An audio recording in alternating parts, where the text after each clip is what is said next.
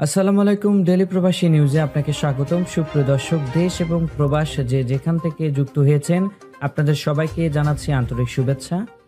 সুপ্রিয় দর্শক, আজকের খবরে আলোচনা থাকছে সৌদি আরবে স্বাস্থ্য বীমা না দেওয়ায় ব্যবসায়ীদের জরিমানা।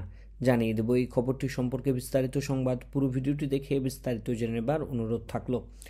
সৌদি আরবে কিছু ব্যবসায়ীকে জরিমানা করেছে স্বাস্থ্য মন্ত্রণালয়, কারণ তারা তাদের কর্মচারী এবং তাদের পরিবারের জন্য স্বাস্থ্য বীমা প্রদান করতে ব্যর্থ হয়েছে।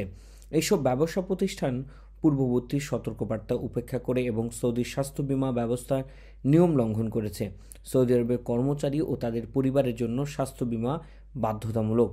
নিয়মিত প্রিমিয়াম প্রদান না করলে ব্যবসা প্রতিষ্ঠানকে কর্মচারীর বার্ষিক সাবস্ক্রিপশনের সমান জরিমানা দেওয়া হয়। এছাড়াও যারা এই নিয়ম ভঙ্গ করবে তাদের নিয়োগে সাময়িক বা স্থায়ী নিষেধাজ্ঞা আরোপ করা হতে পারে।